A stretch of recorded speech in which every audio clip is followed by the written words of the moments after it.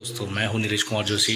आप सबका मेरे यूट्यूब चैनल पे स्वागत है। दोस्तों पिछले कुछ दिनों से नेबोश IG2 को लेके काफ़ी कैंडिडेट्स लोग के मैसेज और कॉल आ रहे थे कि सर नेबोश IG2 का जो पार्ट 2 है रिस्क असेसमेंट, उसमें जो 5000 कैटेगरी से 10,000 बनाने हैं, वो बनाते वक्त 1000 की कैटेगरी कौन सी है वो डिपेंड करता है कि जॉब एक्टिविटी कौन सी है। तो राइट है, जॉब एक्टिविटी के हिसाब से स्काफ फोल्ड हो, एक्सकवेशन हो, कन्फाइन स्पेस हो, तो उसके आधार पे आपका 1000 कैटेगरी और 1000 तैयार होता है।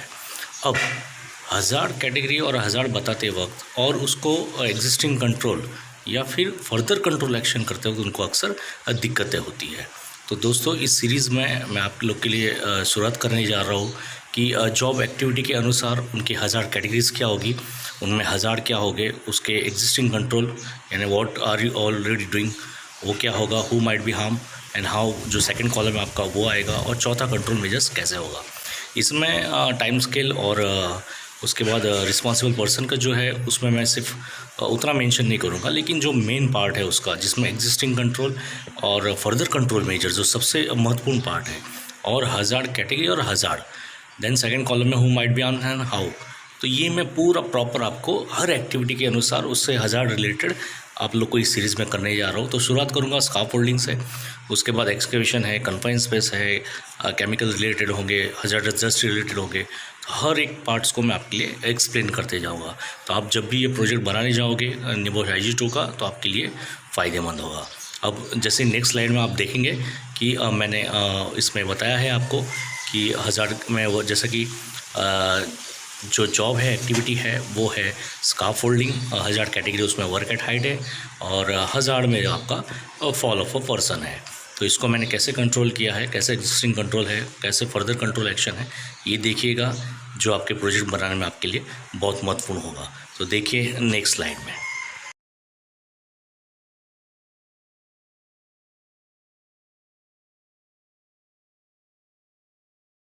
तो ये आ गए हम अपने रिस्क असेसमेंट में, जहाँ पे ये टेबल दिया है आपको और उसके अंदर 6 कॉलम हैं।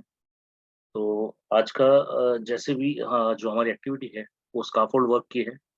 तो नेबोश का IG2 का जो प्रोजेक्ट बनाते हैं, तो आपको 5000 कैटेगरी से 10,000 बनाने हैं। तो यहाँ पे हमने जैसे स्काफोल्ड एक्टिविटी, हमेशा कहता हूँ कि आपका जो पार्ट 1 होगा, जो डिस्क्रिप्शन होगा कंपनी का, तो उसमें एक्टिविटी जितनी ज़्यादा होगी आपको पार्ट 2 बनाना आसान होगा। तो यहाँ पे हमने लिया है 1000 कैटेगरी एंड 1000, ये पहला कॉलम है। दूसरा who might be harm and how. Third one what are you already doing, existing control क्या है। Fourth what further control action are required. Fifth और सिक्स जो है, फिफ्थ है टाइम स्केल, जहाँ पे मैंने ये यहाँ पे एक का ही खाली लिखा है मैंने, इमीडिएट, और एल्स आपको डे, वीक और मंथ के हिसाब से। तो मैंने जैसे कहा था टाइम स्केल और रिस्पॉन्सिबल पर्सन, ये सब मैं अभी नहीं बताऊंगा। तो ये आपको करना बहुत ईजी है। ये रिस्पॉन्सिबल सुपरवाइजर है, सेफ्टी ऑफिसर है, फोरमैन है, मैनेजमेंट है, मैनेजर है, सेफ्टी ट्रेनर है, तो वो ये आपको वहाँ पे बताना है। अब यहाँ पे 1000 कैटेगरी मैंने लिया है वर्किंग एट हाइट, और 1000 में है falling of a person from height. तो जैसे आप स्काफोल्ड एक्टिविटी का लिया कि भाई वर्कर वहाँ पे हाइट पे काम कर रहा है, और वहाँ से बंदे की गिरने की संभावना है, तो आपने फॉलिंग 1000 लिया हुआ है, falling of a person from height, तो फॉल 1000 है, और 1000 कैटेगरी जो है वर्किंग एट हाइट है। तो यहाँ पे आपको एक 2 लाइन लिखनी है, जैसे ये मैंने लिखा है कि worker was working on unguarded scaffold without proper fall protection, कि वर्कर ऐसे गार्डरेल प्लेटफ़ॉर्म पे काम कर रहा है जिसमें प्रॉपर गार्डरेल नहीं लगा है, तो वहाँ से गिरने की संभावना बढ़ती है। अब किसको खतरा है, who might be harm and how, तो वर्कर या कोवर्कर को। तो यहाँ पे हाउ कैसे के लिए आपने आंसर दिया है, worker was working on unguarded scaffold without proper fall protection may cause personal injury, fatality और डेथ। तो वर्कर अगर अनगार्डेड स्काफोल्ड पे काम करेगा, या ऐसे प्लेटफ़ॉर्म पे जहाँ पे प्रॉपर गार्ड नहीं है, तो वहाँ से गिरने की संभावना हो जाती है, और गिरने से उसको पर्सनल इंजरी, फैटलिटी या डेथ भी हो सकती है।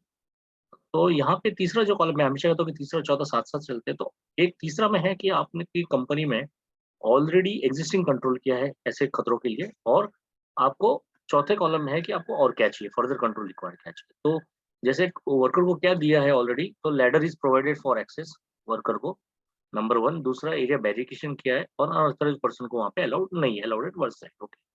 तीसरा प्रॉपर पीपी दिया है, पर्सनल प्रोटेक्टिव इक्विपमेंट जैसे हेलमेट है, गॉगल, सेफ्टी शूज़ है, प्रोवाइड टू वर्कर्स। अब इसके अलावा और क्या चाहिए? तो जब हम कंट्रोल करते हैं तो हम कहते हैं कि इरिक फीडिंग मेथड के हिसाब से करते हैं।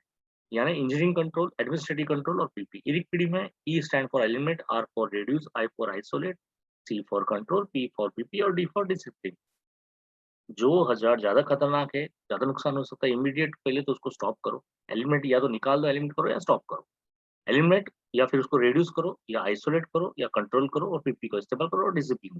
तो ये एरिक पीडी है। तो हमने यहाँ पे सबसे पहले बंदा वहाँ से गिरेगा तो डेथ भी हो सकती है बंदे की। हाइट ज़्यादा है तो हमने क्या किया, immediate stop the work, never use incomplete scope. अब ये टाइम स्केल कितना दिन में करना चाहिए, हफ्ते में करना चाहिए, तो ये ऐसा काम है जो इमीडिएट इसको रोकना है। तो यहाँ पे मैंने लिख दिया इमीडिएट। और किसका ज़िम्मेदारी है ये साइड पे, सुपरवाइज़र का। तो उसके बाद नीचे मैंने कुछ लिखे नहीं है, डे, वीक और मंथ ऐसे लिखे हैं।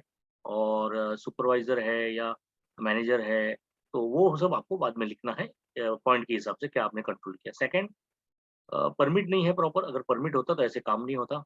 इनकम्प्लीट नहीं होता क्योंकि परमिट तब मिलता है जब ऑल हज़ार्ड को कंट्रोल किया होता है और जब सेफ हो तब काम दिया जाता है स्टार्ट करने। तो follow proper work permit to work system यहाँ पे। Third, fix up proper guardrail को फिक्स करो और वो जिसमें टॉप रेल होना चाहिए, मिड रेल और 2 बोर्ड भी होना चाहिए। तो जैसे 38 टू 45 इंच का हाइट है आपका गार्डरेल का, और 2 बोर्ड जो है 3.5 इंच का होना चाहिए। 2 बोर्ड इसलिए होता है कि भाई कोई भी पाना है, पकड़ है या जो भी स्क्रू ड्राइवर है या कोई भी मटेरियल, तो वो प्लेटफ़ॉर्म के ऊपर से नीचे नहीं गिरे।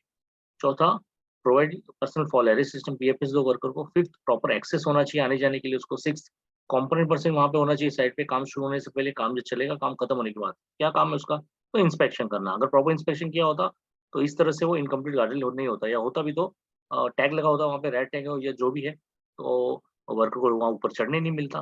तो सेवेंथ है, प्रॉपर स्कार्फोल्ड टैग होनी चाहिए, ग्रीन, येलो, रेड। रेड है यानी अनसेफ है, आप काम नहीं कर सकते, वर्कर उस पे चढ़ नहीं सकता। येलो है तो काम कर सकते हो बट फॉल प्रोटेक्शन इस्तेमाल करना पड़ेगा। ग्रीन है तो सेफ है, आप काम कर सकते हो। 8वां पॉइंट है proper training, information, instruction provide to worker. Worker को प्रॉपर ट्रेनिंग होनी चाहिए। अभी यहाँ पे भी ट्रेनिंग का लैक ऑफ ट्रेनिंग है, प्रॉपर उसको नॉलेज नहीं है। नॉलेज होता तो वो इनकम्प्लीट प्लेटफॉर्म के ऊपर काम नहीं करता हाइट पे जाके। तो ये एरिक पीडी मेथड है। ये engineering control, administrative control, PP, इस तरह से हमने इसको कवर किया है। अगले वीडियो में हम बताएंगे कि सेम पॉइंट होगा जैसे, लेकिन इसमें फॉलिंग ऑफ पर्सन दिया है सिर्फ, तो फॉलिंग ऑफ वर्कर और मटेरियल दोनों चीज़ें होगी। तो इसमें कंट्रोल में इसमें 1-2 चीज़ें बढ़ जाएगी जो नेट रिलेटेड होगी, तो वो आपको अगले इसमें देखने मिल जाएगा। Thank you very much. आपको अगर ये पसंद आया हो मेरा वीडियो, तो आप इसे लाइक कीजिए, कमेंट कीजिए, सब्सक्राइब कीजिए, ताकि मैं हर अलग-अलग कैटेगरी के हज़ार, जैसे केमिकल है, एर्गोनॉमिक्स से रिलेटेड है, साइकोलॉजिकल है, बायोलॉजिकल है और मैकेनिकल है, फिज़िकल है, तो हर हैज़